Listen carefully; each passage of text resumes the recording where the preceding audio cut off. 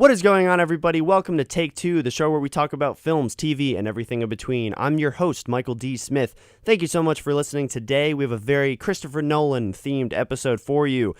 Before we get started, two quick disclaimers. First, everything that I said on this show is just our opinions of said cinema, and it should be treated as that. Secondly, if you're worried about spoilers, we go very, very spoiler and in-depth into every film we talk about, so this is your spoiler warning.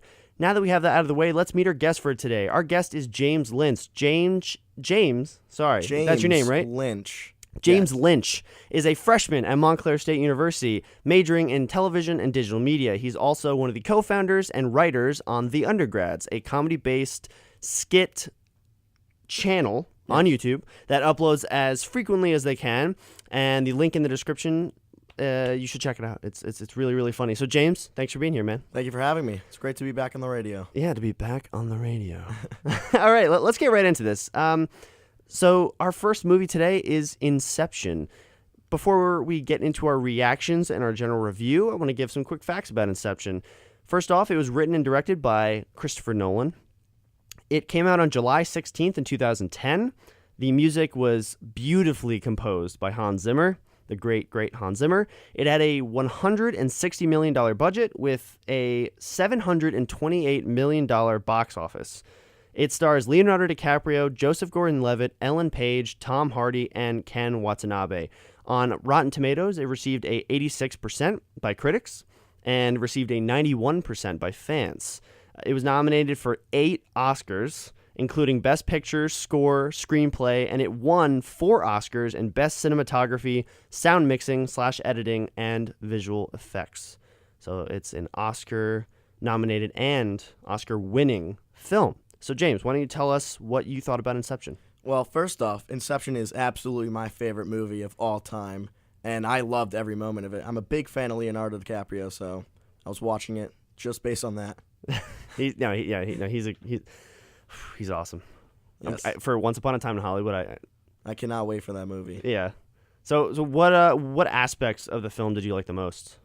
The visual effects, they were great, and I love the acting. Mm-hmm. As you know, I just said I love Leonardo DiCaprio, and he wasn't the only one that did a great job acting. Everyone did. But, yeah. What about you, Mikey? What do you like? Well, for me, I really enjoyed this movie. I got this movie on DVD. I hadn't watched the movie until probably 2016, so pretty recently. And I got it because I was at Target with my mom one time, and I saw it was like $5 for a DVD. I was like, yeah. So I watched it, and man, it just like it blew me away. Like It was so well made, and for me, it felt like, because it came out in July, I felt like, and I don't know if you got the same vibe from it, since this technically was a summer blockbuster. I felt like it kind of reinvented summer blockbuster movies, like the typical kind of cliche thing. I think it really just reinvented it and made it something totally new and special. Did you get that same reaction?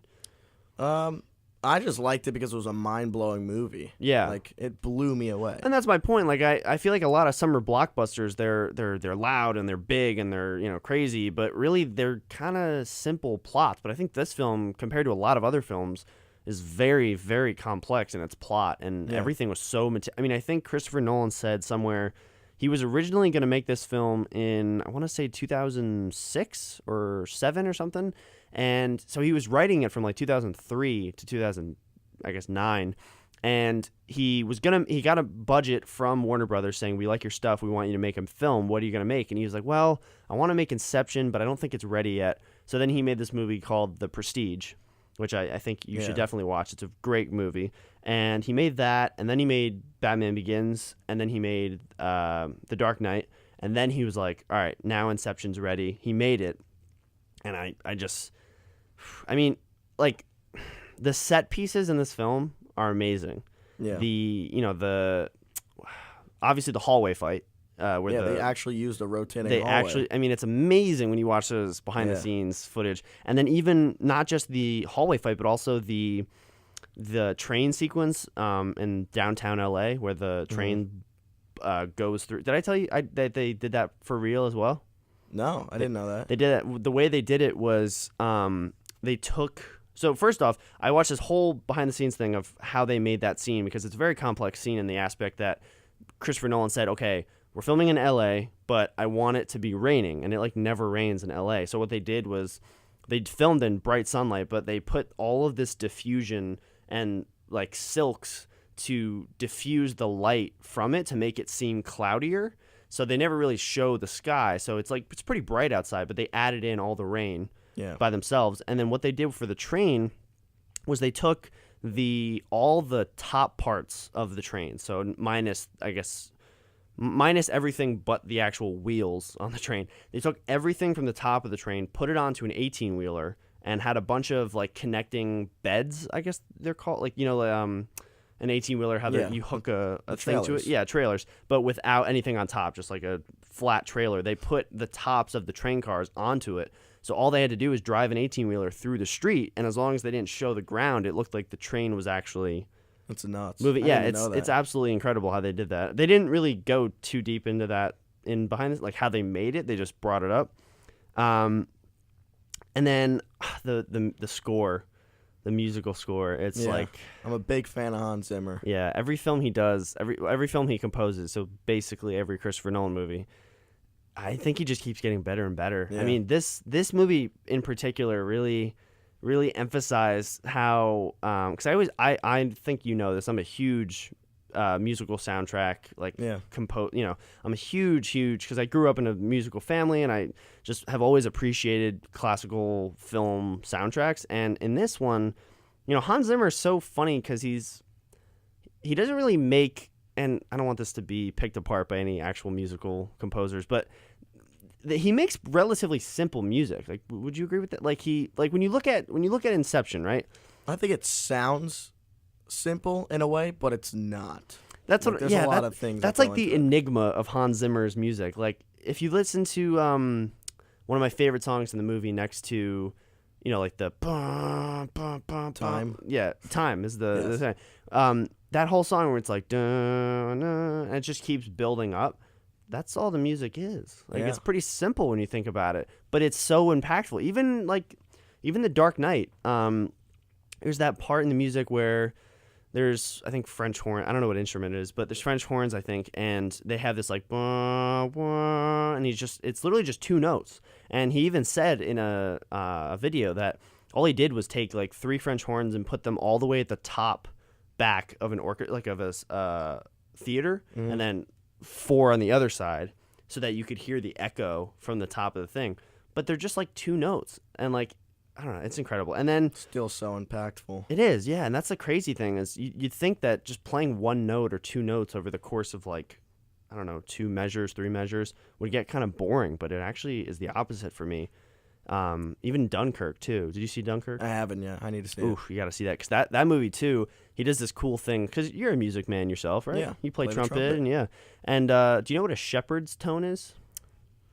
What is a shepherd's tone, Mikey? A shepherd's tone is essentially when you have a ascending chord progression.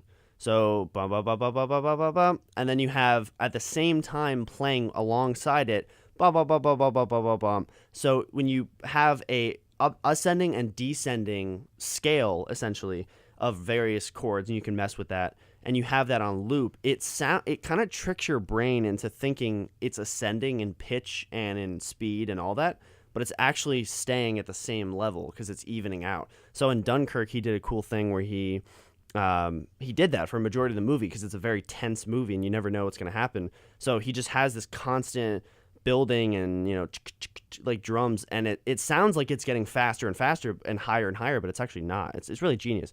And then I don't know about you, but my 3 favorite scenes in this film, just from a filmmaking standpoint as well as just from a movie watcher, the hallway fight scene. You can't get over that. There's nothing better than that, man. We can get into that. And then the train in the city, like I said, and then also the whole third act, the snowy fortress. Yeah, I just love that, because I saw some video and it said like, I feel like Christopher Nolan just said like, I want to make this doesn't have to be in a snowy fortress, but it'll look cool, so let's do it. And then they did it. I like how it's like everywhere. Like, Christopher Nolan literally went everywhere with this film. Yeah. It's awesome. I want you to talk about the hallway fight, and just like The hallway fight, I liked how, well, number one, I liked how he wrapped everyone up to start, like, in the cord. I thought that was funny. I don't know how he thought of that. But the hallway scene, I was interested in how they actually shot that. And like you said before, like, looking that up on YouTube and just seeing how it was actual, like, they use that as a rotating thing. Like, that was crazy. I wanted to know how the actors, like, you know, what's the word? Adapted to doing that. Like, how they went into that. How they actually physically did it? Yeah. Yeah, I saw again. So I would have fallen all over the place. Oh yeah, no, dude, they did a thing where they had the one part in the fight scene where they go into the bedroom, and that's where he ends up killing the guy with the gun because the gun like slides towards him and he shoots. That was also really cool. But they realized that when they built this set, they still had to have it rotate, and it was a different set than the hallway.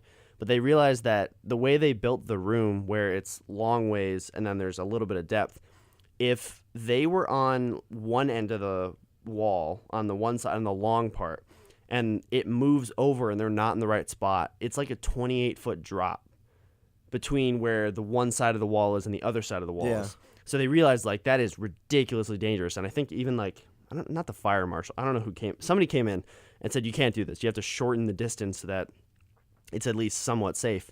And they did. But basically, and I also saw Joseph Gordon-Levitt, who for me is like one of my favorite actors. He's not in a lot, but I don't know, he's really cool. And in this movie, he said that he had to kind of train his brain to think like he wasn't in a rotating hallway, because it's pretty easy to get, not seasick, but like you feel like you don't have a center of balance. And so he said, like, the way he did it was, if he was on the ceiling, he just said, okay, now this is the floor. This is the floor now. Or, oh, I'm on the side of the wall. This is the floor now. Versus saying, like, oh my God, I'm on the ceiling. Like, yeah, because that just messes with your psyche. So yeah, we also talked about this a little bit before, about the various theories that came off of this project. Yeah. So the one that really catches my attention, that I think I brought up to you one time, and I'll say it again, obviously, for the sake of the show, is that the entire movie is in Cobb's psyche. It's like all in his... Explain that one to me again, because that was confusing when you said that to me the first time. Yeah, so essentially, I don't know where I saw this, but the theory is that the entire movie from start to finish is all in Cobb's head. It's all in a dream. So that's the whole, like, one of the most cliche, like, oh, it's all a dream. Like, it's one of the most cliche things, but basically the idea of it is that, because when you think about it, in almost every scene of the film that doesn't feature Cobb in it, which there aren't that many that don't feature him, but they're usually always talking about Cobb. So the whole idea of it is that everybody, Joseph Gordon-Levitt, Tom Hardy, Ellen Page, they're all in his subconscious. Like, they are all his subconscious. And the whole plot of how he can't go home to his kids because his wife killed herself and framed him. So the whole reason why he can't go home to see his kids, that whole idea, people think like, oh, well, where's that? How does that fit in the theory? And the way that fits in the theory is that people think that he can actually go see his kids. Like, he wasn't framed for murder.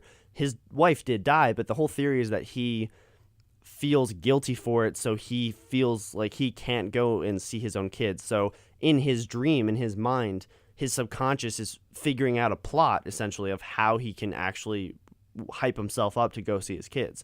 So it's kind of like a sad thing, but, and the way you can also think of it, too, is the whole, what are they called? The, not a pennant, totem? Yeah, totems. The whole totem thing, too. It's like Maul's totem was that spinny thing, I don't know what it's called, but then he grabbed it, and he said in the film, like, you can't touch my thing because otherwise it loses its value. So that was one theory I saw. I also saw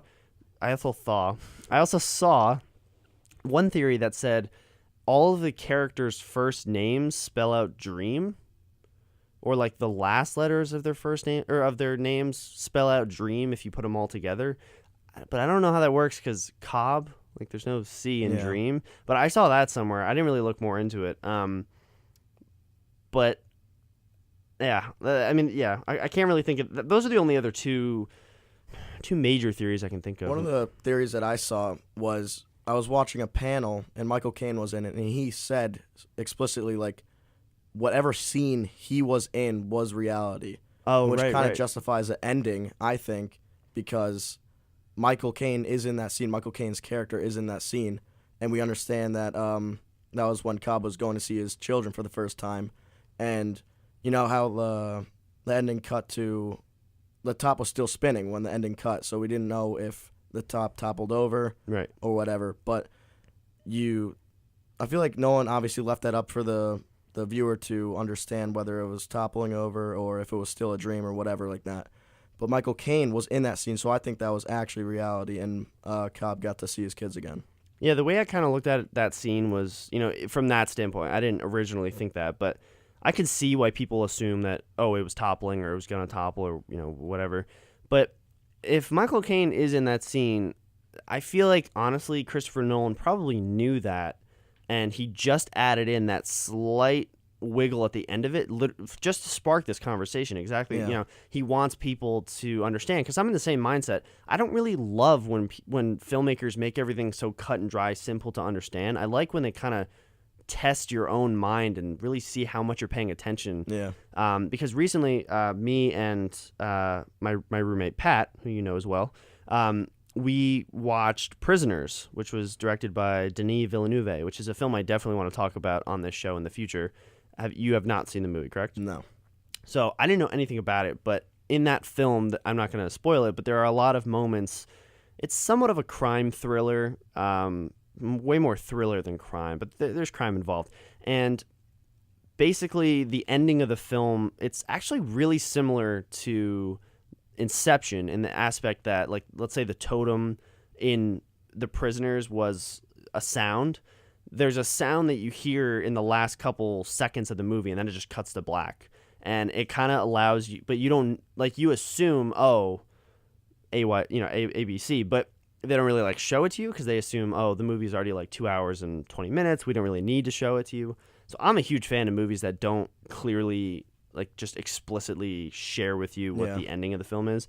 Another movie that does that well is No Country for Old Men, which is a movie I also highly recommend you watch. It's probably one of the best movies of this past 10 years, 20 years, or 10, 11 years. Yeah, it's just, that's a good movie. Yeah, do you have any other thoughts on Inception? Or? Yeah, well, there's one more theory that I mentioned to you before. Oh. The Ring. Every scene that Leonardo DiCaprio's character Cobb is in, when he's in the dream, he's wearing the wedding ring. But when he's in reality, the wedding ring is not visible. And when he spins the top in the ending scene, we could see that he is not wearing the wedding ring. Which is another reason why I think that was reality. Wow.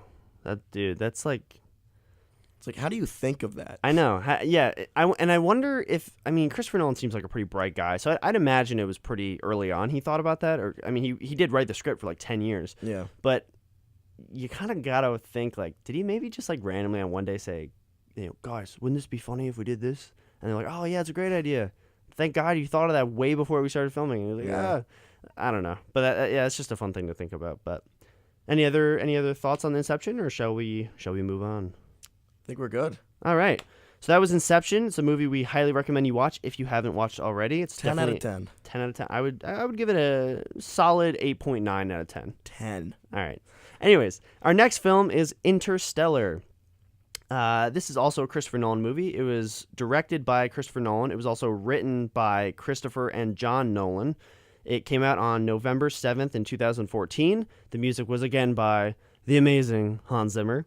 It had a $165 million budget, and it made $677 million in the box office. It stars a pretty big cast again: Matthew McConaughey, Anne Hathaway, Jessica Chastain, Michael Caine, and Casey Affleck.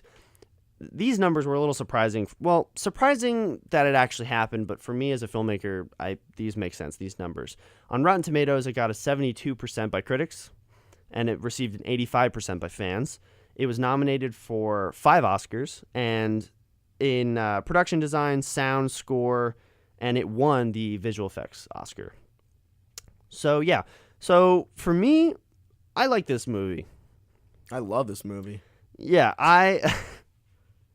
Wow, way to one-up me.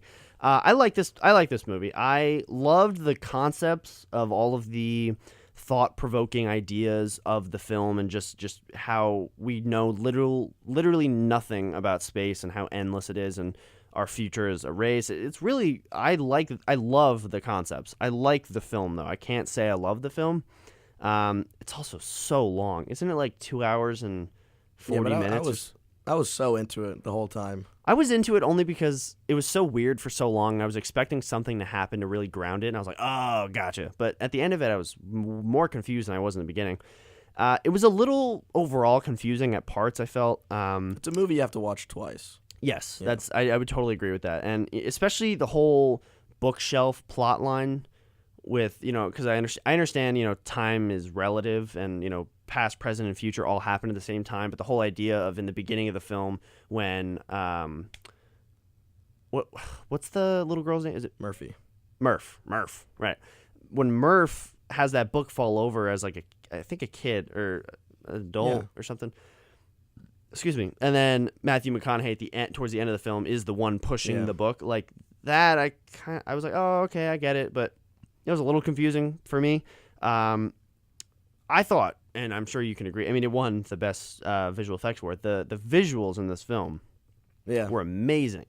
Just the black hole and the wormhole, too. They both, I think I watched a behind-the-scenes documentary, and they said that this is actually the most accurate wormhole and black hole ever put to film, because everything before this was so fictionalized because they didn't want to actually make it look real. They wanted to make it look like crazy. And it is, I think realistically, it still looks ridiculous. Looks crazy. I also thought the acting because I guess you could argue the two main characters are Matthew McConaughey and I don't know Anne Hathaway. Yeah, I was thinking Anne Hathaway, but Jessica Chastain as Murph she is kind of the main character. I mean, she kind of saves the entire human race with the help of Matthew McConaughey. I also thought it was an interesting plot and story, just because it's somewhat relevant today. 2 episodes ago, when I had Cole on the show, we talked about WALL-E, and in that movie, there's a lot of various themes and subtle hints towards human life as we know it today, about how in that, you've seen WALL-E, right? Yes. Did you like it? I don't remember a lot of it. I haven't seen it in a long time. It came I out, remember liking it. Yeah, it came out in I don't know. Anyways, in that movie, though, if you remember, there's a lot of trash on the earth and the humans are away. So that's kind of like a subtle hint at this could be us one day, hello. Yeah. And in this movie, too, I felt like it was even more than that. I felt, how there's more dust bowls in a sense, and how they're trying to save the human race because people don't need engineers and artists, they need farmers because we're running out of food. Did you notice that in the scene, the baseball scene where the dust bowl was coming, that was supposed to be the Yankees stadium. That was supposed to be the modern Yankees. Wait, what? Yeah, did you know that? It said No. home of the Yankees on the back wall. So where do they live? I don't know. I guess that in the future things got so bad with pollution or whatever, I don't know. But that was the new Yankees. What? Yeah, I watched that the second time and I noticed that. It said home of the Yankees. Wow. Yeah. Crazy, right? Yeah, I never. Wow. Okay. You gotta watch it again. Yeah, I do. I don't have the hours. Oh, jeez. Okay, yeah. So that was my general thing about it. I liked it. I thought it was very interesting, and I agree. I think it was captivating. I didn't feel necessarily. I did watch it at a late hour, so maybe that was why I felt I was probably more tired than I was bored. But I think I agree. I think I have to watch it again just to kind of clear my head of the thoughts and just Yeah. But what did you think about the movie? I loved it, and I'm gonna say it was absolutely mind blowing. Just like any other Nolan film. But my favorite scene definitely is when he comes back from that planet, and it's been 10 years, and he didn't even realize it because it was minutes on the planet. He comes back, and it's been 10 years, and then the first thing he does is go to his monitor to see all those messages, and just the string of messages left from his son, and it's showing that he grew up, he had kids, he got married, then his kid died, and then his grandpa died, and then finally to the last one where the son is I don't know where you are. I feel like these messages are pointless. I hope you're at peace. And then he's I'm letting go of you. Goodbye.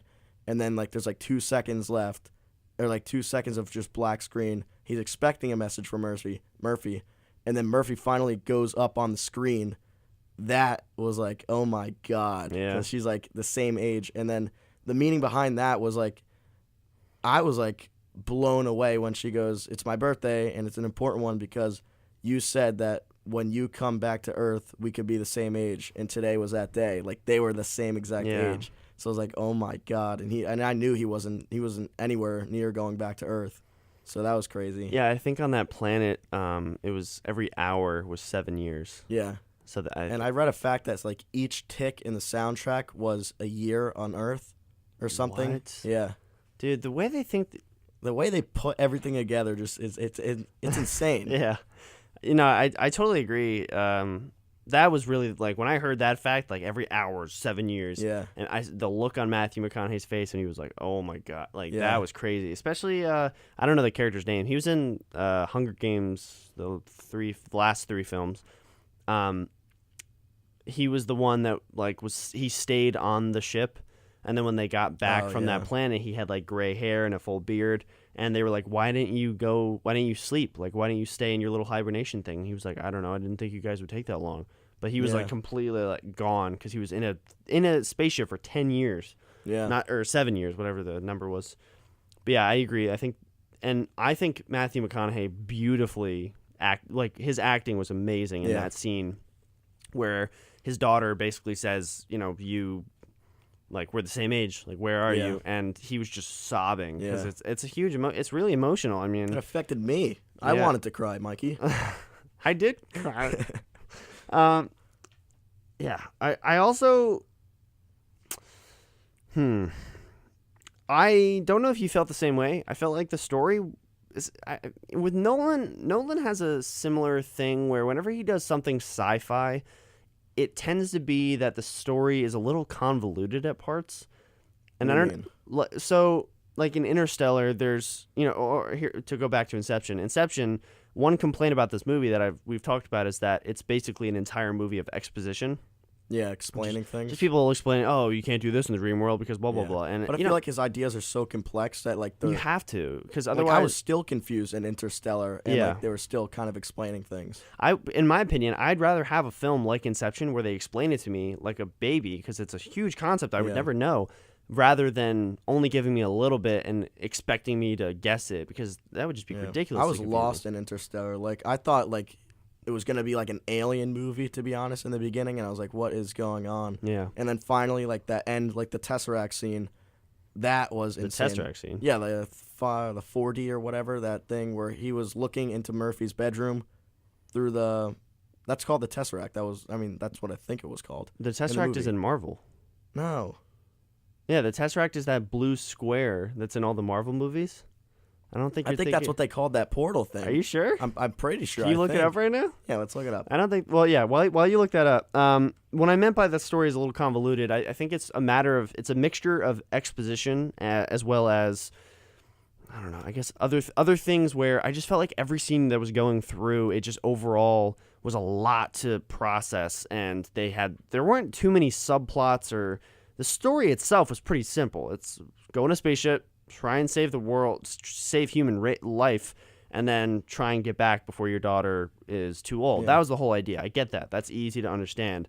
And there weren't too many subplots, but I think the amount of exposition and the amount of, oh, now we have to go to this planet. Whose planet is? Oh, it's Miller's planet. Oh, the readings are great. And, like, it was just a lot. And I felt like at parts I had to kind of pause it and just, like, take a second and be like, okay, all right, now I'm good. I also found a funny, before you tell me what it was, I found a funny meme, and it said, because Matt Damon is also in the movie. I don't know if I hated Matt Damon in this movie. I love Matt Damon, but like, I was he's like, a great come actor. on. Like Good Will Hunting. Have you seen Good Will Hunting? No, another film I need to see. I have a list. That's his best performance I've ever seen him. Anyways, there's some meme, and it says, guys, like, how much money are we spending trying to save Matt Damon from, like, some other area? Because in Saving Private Ryan, he was Private Ryan. In The Martian, he was stuck on Mars. In Interstellar, he was stuck on that planet. And I think there's one other movie that he was in. I can't think of it, but yeah, that was the funny. So what's it called? So it is called the Tesseract. In geometry, a tesseract is a hypercube, a four-dimensional version of a cube. So you remember that scene where he was looking into Murphy's bedroom, like towards the end, and he was like pounding on the wall, like saying, "Stay, come on, like Murph, don't let me leave." And then he finally knocked the book over. Right. That scene was insane because, like, it all came together. Like in the beginning, I was so confused on like why the books were falling. I thought it was aliens, and then finally it comes to the thing, and I'm like, no way, it's him, and he was her ghost all along. And then she was doing some Morse code thing where the books fell out in order, and she would write down some I don't know pattern, and then spelled out "stay." So he was telling Murph to make him stay, Right. which was insane. And then we go into like how she got the whatever that code was, the Morse code through the watch. I don't know what that exactly was, but I don't know if it was Morse code, and I don't think Matthew McConaughey's character, who I forget the name of, I don't think he was trying to tell her to make him stay. I think he was trying to tell her to stay where they are. no, or I think something like that. he was telling Because if him he to stayed, stay. then none of the plot would happen. Yeah, I know, because he finally realized that it was him all along that was making him leave. It's so confusing. It's a little. you know, it's like time but Murph- travel is confusing. yeah, I actually watched a clip on it today. He was Matthew McConaughey was saying like, Murph, don't let me leave. Like he was like saying, please make me stay. Oh, okay. Because he knew like at the time when he was in the Tesseract, he's like, there's no way of me getting back. Like this was all for nothing. And then and then that's when Tars, remember he came across he made Signal with Matthew McConaughey over some crazy dimension. And he was in contact with Tars saying like he was in a different dimension at the time. Right. And he got the code. And he was going to send it to Matthew McConaughey's character or whatever. Or I think it was the other way around. I think Matthew McConaughey had the code, and he was trying to reach the ship, but he couldn't because it was like he's in another dimension. Yeah. Somehow he found it. I want to ask you, who do you think who do you think placed the wormhole there? Because they kept bringing it up in the film. I think that they did it. You know how like there was a whole timeline, like he could see every bit of his life? He thought it was like them. Like he thought he did it. He thought he placed it there so he could eventually save the Earth in a way. Well, yeah, humans, I guess. Yeah, humans. Mm-hmm. And because he was saying in the film, like, they was them. Like, they didn't send us here. I sent myself here. Like, I brought myself here. Through all the codes, like punching the books and all that. That was him. Right, because the interesting thing was in the beginning with Michael Caine. Michael Caine. And Anne Hathaway and all the other characters in the NASA facility. They kept saying, you know, oh, there's a wormhole there. And Matthew McConaughey, as an engineer, was like, wormhole? Like, why, how is it there? And they're like, we don't know. Somebody's probably trying to help us. Yeah. So I don't know if they were implying, I guess they were implying God. I don't really know who else they could be implying because no aliens, and there's no aliens in the film, so I think they scrapped that. There's no, Yeah. I don't think they're going for an extraterrestrial idea, but I guess it would have to be God. But Matthew McConaughey makes a little bit more sense since they don't really bring up the God motif very much in the film. They kind of stray away from bringing any religion into it, which I like. Yeah. Because he mentioned that it was him in a different dimension. Like, it was the people who originally were sent on the mission. It was them, but from a different dimension that put that wormhole there to help them. It's such a crazy concept. Like, I have to watch this movie again, but that's what I thought it was. Yeah, it is a crazy film, and I thought the music, I don't know, I don't think it's his best work. I love the soundtrack. But that's the thing though that I have a problem with is like I can't when you say this isn't his best work, it implies that it's like the worst or that he really dropped the ball. But I think every film he's done, he's always done great with. And there's another. Have you seen the Sherlock movies with Robert Downey Jr.? I don't know if he composed those or the TV show. I think he composes the movies. I saw Sherlock Holmes Game of Shadows. That was a really good movie, and he did the music as well. It was very like kind of quirky music, but it was cool. I don't know. I didn't feel like it was a step down from what he's done. I just felt like, for me, I can't compare Interstellar with The Dark Knight or even Dunkirk too, really. Kind of the endings, though, like the way that Nolan makes the endings. Like in The Dark Knight Rises, where like that scene where I forget his name, but Blake. Blake is in the Backhaven. Yeah, it's and implying then- Robin. Yeah, exactly. That was nuts. He's like, Yeah, that was crazy. try my legal name to the lady, and the lady's like, oh, you should use your legal name, Robin. I like that. I was like, what? I was like, oh my Which, God. you know, a lot of people, speaking of that movie, a lot of people didn't like that because they were like, come on, like, really? You're going to have a Robin in your universe, but you're going to make his name Robin? But it's like, this isn't a comic book accurate movie. Like, they went differently from the comics. They wanted to make it more realistic. So I'm okay with that little nod. Yeah. Like, they even added a nod. I don't know if you noticed this. They added a nod in that film towards I guess, before Batman came back. Joseph Gordon-Levitt went to Wayne Manor and was talking with Bruce Wayne, and he told him about the whole like Bane thing, and he was like, "Did you talk to your superior officers? Like, why are you here?" And he's like, "They asked me if I saw any giant alligators down there," and that's a nod at Killer Croc. Do you know who Killer Croc is? No. You got it. Okay. I'm only familiar with the Batman trilogy. The one that the Nolan trilogy. Yeah. Yeah. So Killer Croc is just like. Have you seen Amazing Spider-Man? The first one? No. Oh, don't I just suck? You do. Why are you on the show? No, but in that movie, there's like a giant lizard. It's essentially the same idea. Batman has a villain who lives in the sewers, who's a giant crocodile like man thing. So it's kind of a nod where he said alligator. So it's like he's hinting at the comics, but it's not fully comic accurate. And again, I'm fine with it not being fully comic accurate. And you know, to end with Interstellar, my last thing, if you have any last notes on it, you can definitely say them. Like I said, I really liked it. I think it's not Nolan's strongest work. I mean, I think, honestly, a fact that can just prove that is in 2014, it was the most pirated movie. Yeah. So, I mean, that might just be because people didn't watch it in the movie theaters. However, I wish I saw this movie in IMAX because the visuals of the black hole with the music and... It's just, that would have been amazing. So I really wish... My friend's brother saw it in IMAX and said it was like a completely different experience from just watching it regularly. Yeah, that's just the truth of it too, with any movie too. I mean, not to make this like a PSA, but I literally yesterday night, I did a presentation on, you know, why you should go to the movie theaters and why we should support movie theaters. And, you know, I talk about it because scientifically it's been proven that if you watch a movie in a theater, that's the way it was meant to be viewed and listened, you know, to listen to it as well. Yeah. It wasn't meant to be listened on two little... 3.5 millimeter aux plug-in headphones. Like it's meant to be watched in a big screen with a loud 360 audio. And this movie is one of those few movies that I wish I saw in theaters.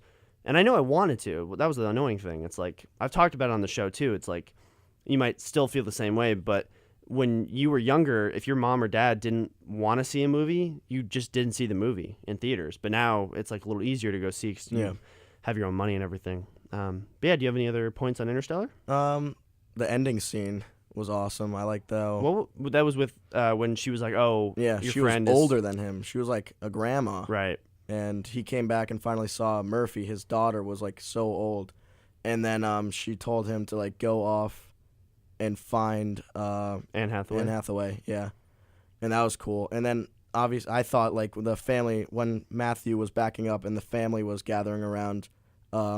Murphy, that kind of symbolized her like dying, right? I thought, and then Matthew was backing away to go find new life and make new life on the new planet because they finally found a new planet, right? So that was cool. Happy ending, happy in a way.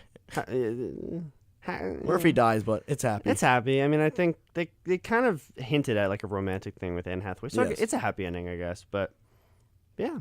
All right. So thank you so much for listening to this episode. That was Inception and Interstellar, two Christopher Nolan films we highly recommend you watch. They are very, very great films. Got to watch them twice. Yeah. And yeah, you should. I wouldn't recommend watching them back to back. They're pretty long films. But yeah, so thank you for listening to Take Two. Next week, we are going to have Dylan Tollefson on, and we're going to talk about two films, one Netflix, one more recent film that a lot of people liked, including myself. So I'm very, very excited to have him on the show.